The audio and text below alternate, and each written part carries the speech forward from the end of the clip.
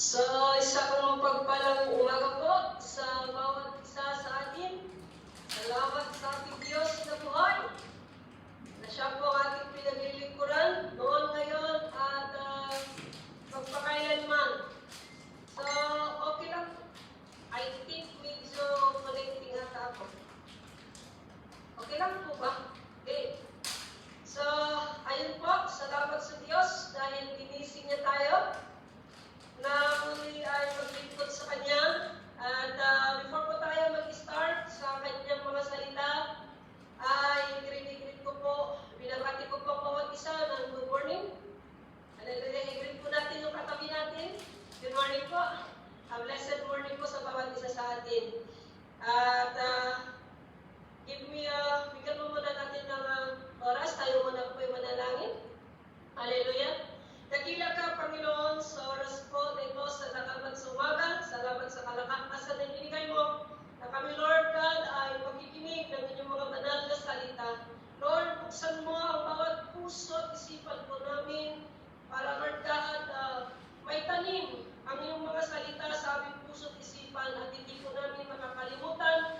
Pagkos, Lord, ang mga salita ngayon, yan ang po, Lord God, ang magbibigay ng ilaw, Lord God, sa bawat tinatahak po namin dito sa ibabaw ng mundo, Lord God. Tulungan mo po kami unawagin ang iyong mga salita, Lord God, sa oras po na ito. Hayaan mo, Diyos, na ang presensya at Lord God, ang iyong Espiritu Santo, Lord God, ang siyang pumilos sa bawat buhay ng mga nagkikinig po sa oras po na ito, Lord God. Bless your word, O God. Anoint it, O Lord Jesus, para, Lord God, hindi po ito masayang. Pagkakos ang mga salitang ito, Lord God, ay may tanim. At Lord, hallelujah, ay makita, hallelujah, mag-ilaw, Lord God, or magningning, Lord God, ang inyong mga salita sa puso namin at sa buhay namin sa mga ibang tao, Lord God. Salamat, Panginoon, naman your servant, Lord. I am natin, Panginoon, but I trust everything unto you. Pagkatiwala ko lahat sa iyo, ang lahat ng lalabas sa aking bibig, Panginoon. Thank you, Lord Jesus. In Jesus' name we pray. Amen and Amen. So, sa oras po na ito, ang ating mapapag-aralan is about be strong in the Lord, or sa Tagalog ay, sabi niya po dito, ay magpakalakas tayo or magpakalakas ka sa Panginoon. So, paano po ba tayo magpakalakas or paano po ba tayo magiging strong, hallelujah, sa ating Panginoon? Meron po yung mga bagay na kailangan po natin na gawin, yung magtiwala. Magtiwala po tayo sa ating Diyos na buhay. Hallelujah, sa pamamagitan po ng pananalig po natin sa ating Diyos na buhay. Hallelujah, yung pagtitiwala po natin sa Kanya. Paano po ba tayo mapagtakas? Wala po tayong tiwala sa Diyos natin na lumikha ng langit at lupa, mga kapatid. Hallelujah. Kaya sabi niya po, ang topic po natin this morning is be strong in the Lord. Kaya paano po ba tayo mapapalakas ng Panginoon kung hindi po tayo magtiwala, hindi po tayo manalig po sa ating Panginoon, mga kapatid. Kaya sa oras po na ito, hallelujah, it is an encouragement po sa bawat makikinig po, ikaw at ako, hallelujah, sa encouragement po ni Paul kay Timothy. Mababasa po natin yan sa book of 2 Timothy chapter 1.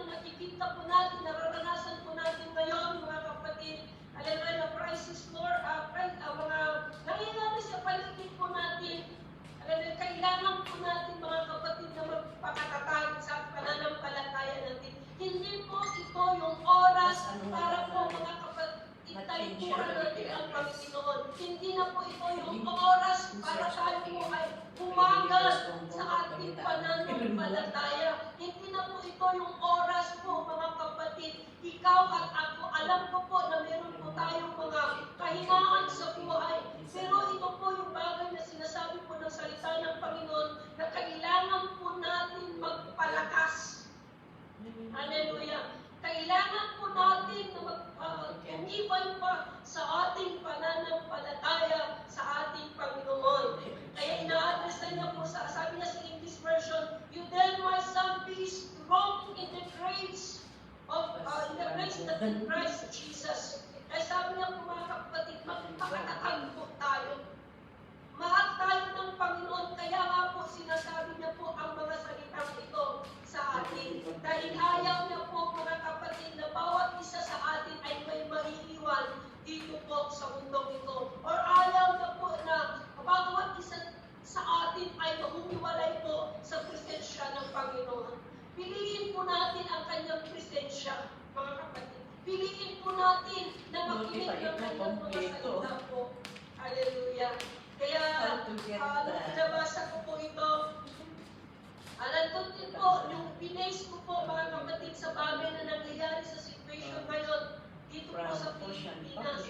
At alam ko na hindi lamang po dito, mga bagay na pinagpisalituhan namin kung paano tumaas yung mga bilihin. Pero, encouragement din po ng Panginoon sa aming mga kapatid ay yung magtiwala ka, magpakatatag ka sa pananampalataya mo sa Panginoon. Magpakatatag po tayo, mga kapatid. Kaya sabi niya nga po dito sa verse 2, ang mga narinig mo sa akin sa harap ng mga maraming saksi ay tinuro mo rin sa mga taong makapagkatiwalaan at may kakayanahang magturo naman sa iba. Kaya nga po mga kapatid, ikaw at ako, praise the Lord, dahil meron po sa atin yung nagtuturo sa mga salitang ito. Para po mga kapatid, marinig po natin ang mga bagay, ang mga salitang ito, para po matuturo rin po natin sa mga ibang tao na nawawalan po ng pag-asa. Hallelujah. Amen po. Kaya sabi niya nga po dito na mga narinig mo sa akin, sabi ni po kay Timothy. Hallelujah. Sabi niya po dito, mga narinig mo sa akin sa harap ng maraming saksi. Alam ko po sa bawat isa po sa atin, maraming nakakapanood, maraming po nakakakita sa atin na isa po tayong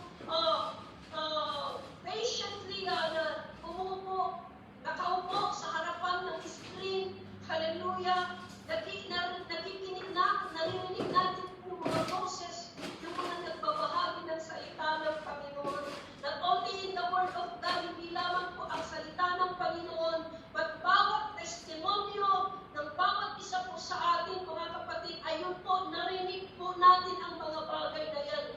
Na-witnessan po natin na kung paano o gaano kabuti ang Panginoon sa bawat isa sa atin. Kaya mga kapatid, hallelujah, wag po sana tayong natin hayaan, o wag po sana tayong mamimina, o wag po sana tayong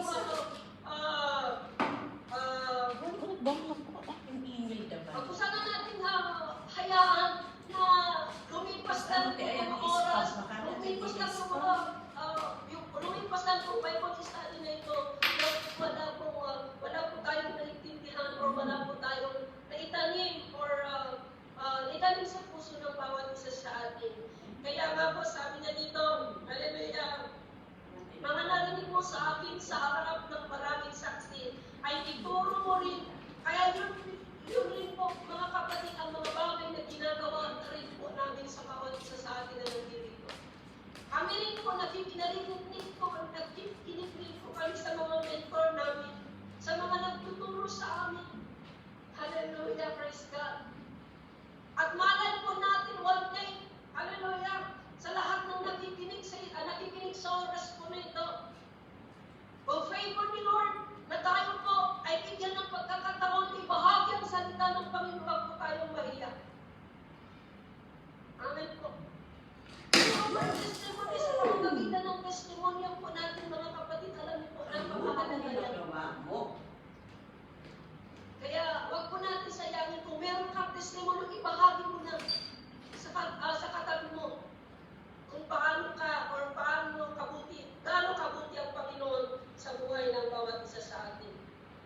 In verse 3, sabi niya po dito, makipagbahagi ka sa hirap tulad ng isang mabuting kawal ni Kristo. Hallelujah. Kaya minsan, nagkakaroon po tayo ng kahirapan sa buhay. Minsan, nararanasan po natin ang kapighatian. Nararanasan po natin yung discouragement. Nararanasan po natin, mga kapatid, yung sinasabi po natin dito na kahirapan sa buhay. Pero praise the Lord, hallelujah, nandun, meron kang Diyos na siya po ang tutulong sa bawat isa sa atin, na siya po ang ating sandigan, na alam po natin na hindi po tayo pababayaan. Nagpapasalamat ako sa Diyos na pinaglilingkuran ko ng may malinis na konsensya tulad ng ginawa ng mga ninuno ko. Magpasalamat ako sa Kanya sa tuwing inaalala kita sa panalangin araw. Chapter 2 po, sorry. Hindi po chapter 1. Okay. So, ayun po. Sabi niya, makipagbahagi ka sa mga naghihirap bilang isang mabuting sundalo ni Kristo. So, ayun po mga kapatid. Kahit man gaya ng mga sundalo na naghihirap sila sa training, pero alam niyo po, after all, marami mga benefits na kanilang matatanggap. Hallelujah. Sa atin naman po bilang sundalo ng Panginoon, hindi man natin matatanggap yung mga benefits, hallelujah, ng government, mga kapatid. Pero, hallelujah, matatanggap po natin yung benefits na nanggagaling sa Panginoon in good health, hallelujah, sa favor ni Lord sa buhay na po natin. Okay? So, ayun na po. Saka sabi niya, kaya kung meron ka mang nararamdaman, kung meron ka mang situation ngayon na hindi mo maintindihan, anong sabi ng Panginoon, magtiwala ka sa akin. Hallelujah. And another is, sabi niya dito, in verse 4, ang isang kawal ay hindi nagiging abala sa mga bagay na walang kaugnayan sa pagiging kawal. Sa halip, sinikap niyang mabigyan ng kasiyahan ang kanyang pinuno. Hallelujah. So, gawin din po natin yung lahat ng bagay na kaya po natin gawin para malugod ang ating Diyos na buhay na ating pinaglilingkuran, mga kapatid. Kaya sabi niya, dapat katulad ka ng isang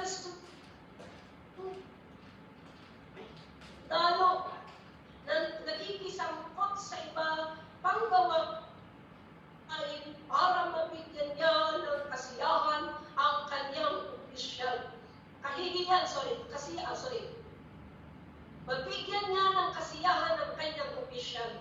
Ganon din po sana tayo sa ating Panginoon. Amen po. Gawin din po natin yung bagay, lahat ng makakaya natin, ang kalakasan po natin, yung katalinuhan natin, hallelujah, lahat ng bagay, even sa wealth po natin, sa kayamanan ibinigay ni Lord sa ating mga kapatid, gamitin po natin yan para malugod ang Panginoon sa bawat isa sa atin. Kahit man saan man tayo, hallelujah, ano man ang sitwasyon na hinaharap po natin mga kapatid,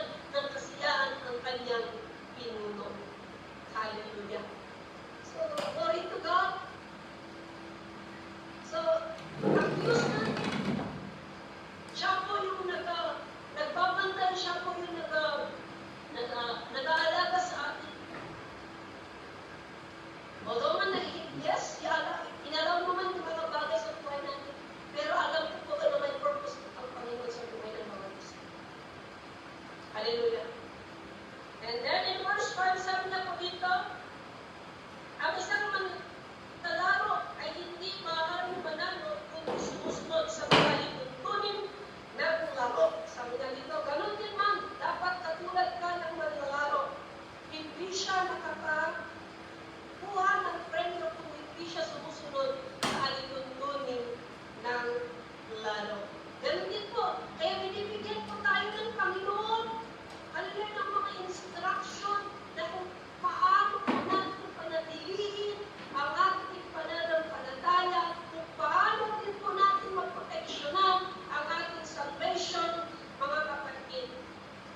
Sa pamamagitan ng panalangin, sa pamamagitan ng pagkikinig ng salita ng Panginoon, sa pamamagitan ng pagbabasa ng salita ng Panginoon, at sa pamamagitan ng pagpupuri natin sa ating Diyos na buhay, mga kapatid. Ayun po yung mga bagay na dapat po natin gawin. Hallelujah! While na tayo pa po ay buhay, yun ang gawin po natin. Ano man ang situation na kalagayan natin, yun ang gawin natin. Kung meron ka man, nagwawalis ka man, purihin mo ang Panginoon. Pinupurihin sa mga bagay na gawin mo para lang malingkod. Hallelujah! Although, yung sinabi ko nga po kanina, hindi man, wala man pong ibigay ng mundo sa atin. Pero inaasahan po sana natin is yung galing sa ating Panginoon. Hallelujah! Yung galing sa Panginoon na premyo, yung galing sa Panginoon na trophy, yung galing sa Panginoon na corona, yun po sa ng ating matatanggap, mga kapatid. Hallelujah, Jesus! So, yan po yung mga bagay na dapat po natin magkita.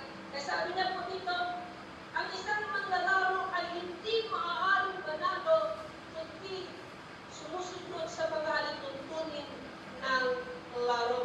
Kailangan po natin, hallelujah, hindi po basta-basta tayo makakapasok sa kaharian ng Panginoon kung hindi po tayo sumunod sa alituntunin ng ating Panginoon na ating pinaglilingkuran po, mga kapatid.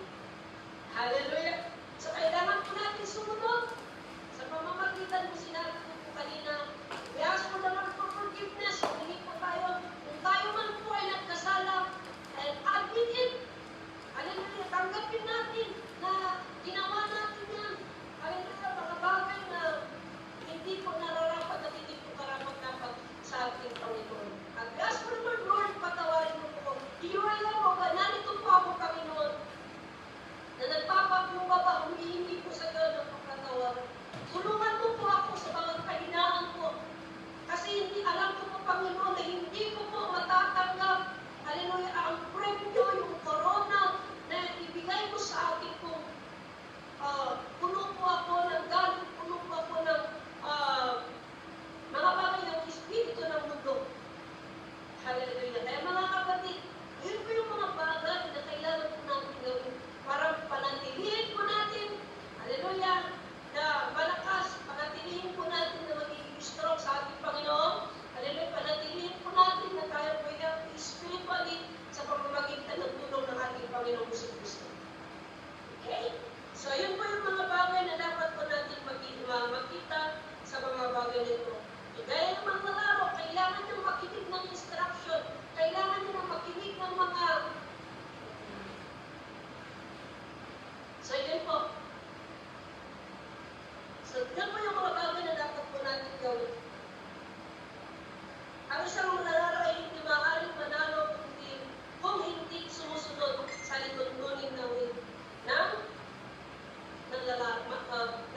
So, kailangan po natin sumunod sa mga bagay na instruction po ng Panginoon sa atin. And then, verse 6, sabi niya dito, ang magsasaka na naman, marami pong example ng Panginoon dito na kung paano po sila nagtyaga, kung paano nila bagay na protection or example po para po magiging challenge din po sa atin bilang isang nakikinig sa salita ng Panginoon, bilang nag-aaral sa salita ng Panginoon. Marami pong example, yung unang example ng Panginoon, hallelujah, yung isang sundalo. Yung pangalawa, hallelujah, yung manlalaro. At pangatlo is yung pagsasaka. Sabi niya po dito, at dapat katulad ka rin ng masipag na magsasaka, hindi ba siya ang unang karapat-dapat na tumanggap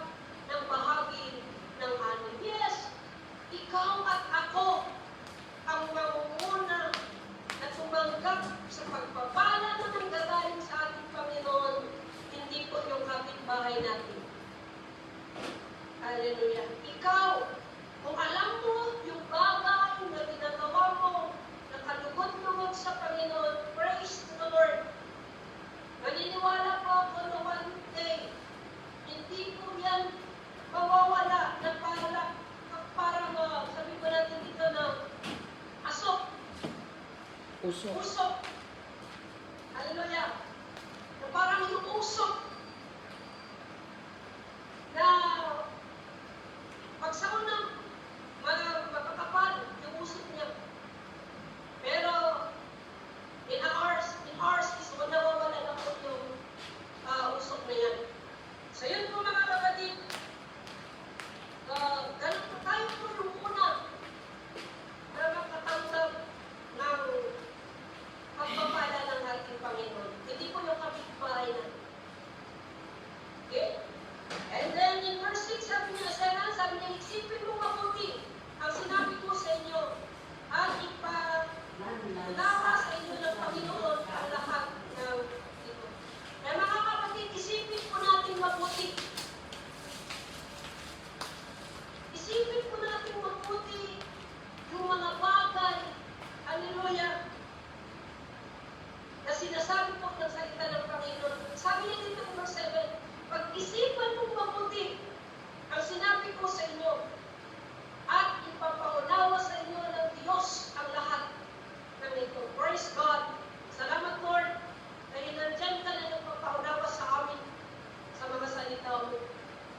Humble, willing, magiging willing po tayo na tayo po hihiit ng ating Panginoon.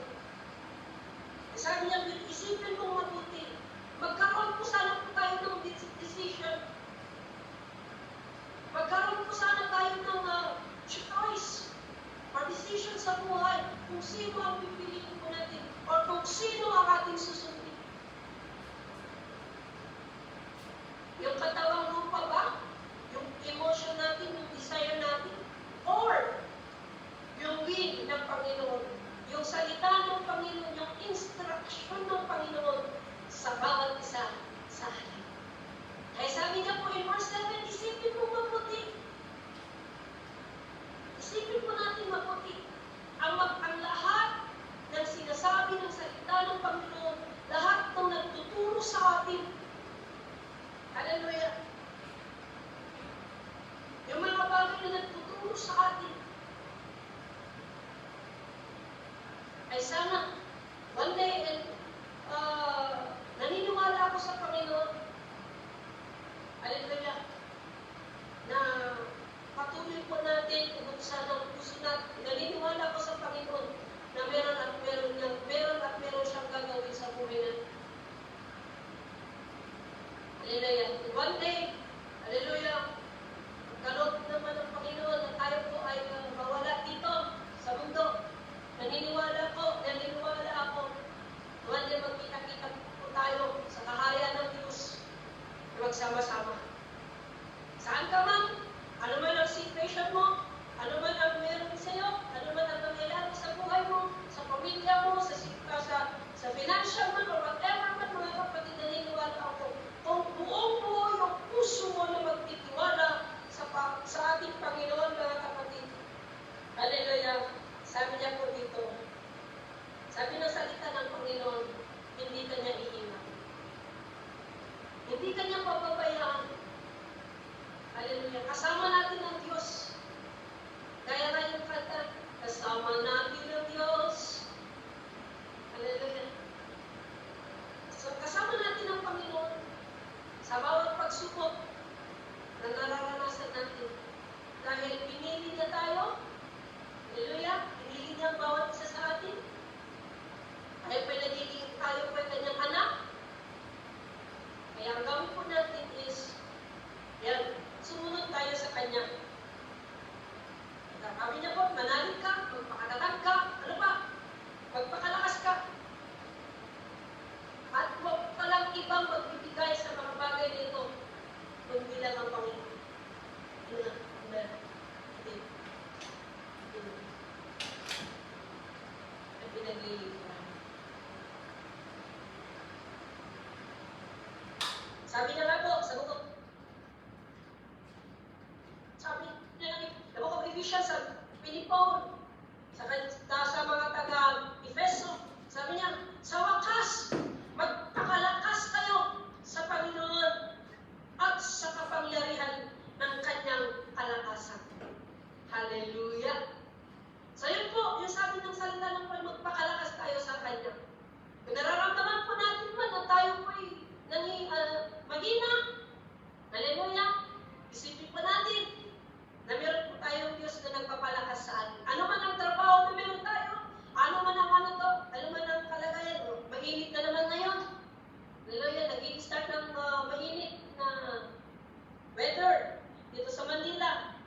At praise the Lord, mas mainit pa sa impyerno. Kaya tiisin natin. Hallelujah, tiisin natin ang init, ang bagay, kahit naka-electric fan ka, kahit paglabas mo sa room, wala. Mainit pa rin. Pero sabi ni Lord, magtiis ka. Magtiis ka. Dahil darating ang panahon, darating ang oras, darating ang araw. Hallelujah. Na hindi po na natin mararanasan yung bagay na mainit. Hallelujah. Kaya sabi ng Panginoon, magpakalakas po tayo. Magpakatatag tayo sa ating Diyos na buhay. Ganun din po yung sinabi niya in the book of Joshua chapter 1 verse 9. Magpakatatag ka at magpakatapang. Hallelujah! Kaya dapat matapang po tayo. Matapang po tayo na ano man ang habon sa buhay natin, dapat matapang ka. Dahil kasama mo ang Panginoon, nasa likuran mo siya, nasa harap mo, nasa kanan, nasa kaliwa, kasama mo ang Panginoon. Hallelujah! Hindi ka niya pababayaan, kasama mo ang Panginoon. Eh sabi niya, magpakatatag tayo at magpakatapang. Amen? So, yun lamang po yung mga bagay na ibibigay ng Panginoon sa atin. Sumunod lang tayo. Yung tayo man noon, isa po tayo, malinang nilalang, nasabi ng Pilipino, na mali naman tayo, pero meron tayong Diyos na bibigay sa atin ng kalakasan para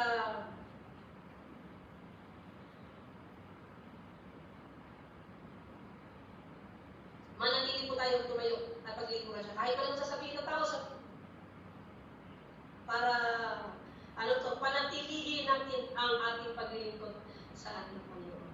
So, ayun lamang po ang may babahagi ko sa umagang ito. At salamat sa Panginoon. Kaya ulitin ko po, magpakatatag po tayong lahat. Salamat Panginoon sa salita mo, Lord God. Narinig po namin sa oras po na ito.